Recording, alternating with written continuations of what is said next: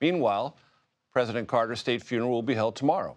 In the wake of his death last month, one of the few surviving members of the 39th president's inner circle is recalling key moments from their decades-long relationship. Gerald Rafshoon, Gerald is his first name, former communications director for President Carter, recently sat down with our Robert Costa for an exclusive interview about his time working for the former president. He was one of the few who approached Carter and encouraged him to run for president roughly a half-century ago. He was one of those early advocates on that presidential run, which ultimately proved to be a success. Robert Costa joins us now. Robert, the main takeaways. Great to be with you, Major.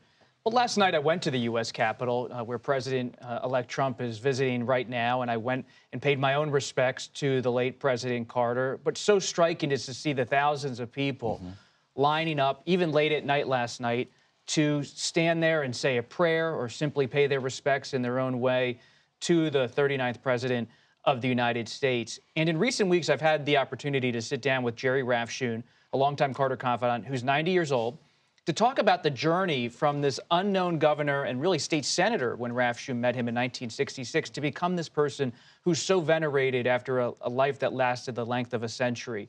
And it really comes down, Major, you're such a student of history and politics, to the idea that Jimmy Carter could be created as an idea back in 1966, 1970, ultimately in 1976. And Gerald Rafshoon is someone who helped Carter conceptualize how you could package a Southern governor to the country and make it appealing, seem fresh, especially in that post-Watergate era. There were three things happening at that time. There was the emergence of the so-called New South. Jimmy Carter wanted to be the face of it, if not the face, one of them.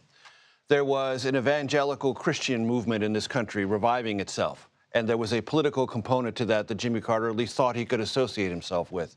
And there was also this crisis in confidence about those who were experienced Washington hands. The country, because of Vietnam and Watergate, saw two experienced Washington hands, Lyndon Johnson and then Richard Nixon, and had an idea that maybe that wasn't what the country needed, that an outsider perspective, someone untouched by Washington, might be a better alternative. You put those three things together, and that's the foundation of the Carter candidacy.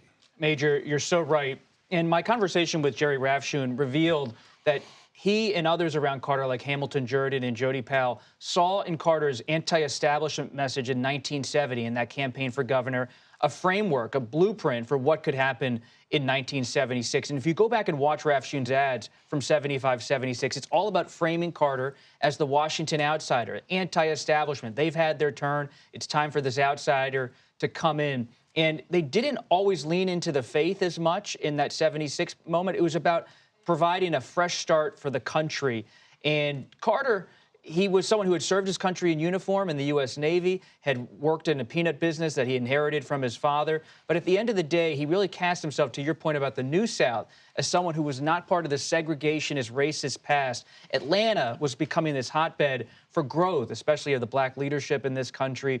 And Carter seized to capitalize on that in 1976, saying the South could be the key to the country's growth. And if you look back at that electoral map in 1976, Carter's not president if he doesn't win the South. Exactly. How much did Gerald Rafshoon embrace the concept of the everyman president? Because Jimmy Carter did some things right out of the chute that struck many Americans as odd for an American president. No more hail to the chief. That was then revived. Walking down Pennsylvania Avenue, carrying his own luggage. Things like that that I know President Carter thought made him look more approachable, reasonable, touchable as a chief executive. But some Americans thought, wait a minute. We like a little distance from our president. We like a little aspect of it that he is a larger-than-life figure. What was Rafshoon on that approach? Well, the importance of Rafshoon is that when you think back to Carter, it's easy to look back at his life and career and think it's some Horatio Alger story. He just comes out of nowhere in Plains, Georgia, is plucked out of the obscurity to become president of the United States. Never happens that way. It never happens that way. Gerald Rafshoon started his career in Hollywood as a marketing executive for 20th Century Fox, worked on films like Cleopatra back in the 1960s. And he saw in Carter an opportunity to use cinema verite. Instead of doing packaged television ads where Carter would be speaking solemnly to the camera, they went to Plains, had Carter take off his jacket, put on a plaid shirt, shuck peanuts, talk to his neighbors. There was no more kind of kitschy country western jingle. It was all about, almost like the cinema. You're a student of cinema, too.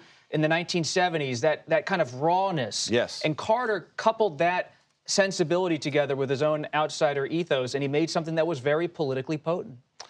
And the Allman Brothers and Leonard Skinner and Bob Dylan were along for the ride. That's another part of the story. Hunter S. Thompson, I mean, it's all part of this Carter story. Someday we'll talk about the music of Jimmy Carter. Robert Costa, always a pleasure. Thanks so much. Thank you.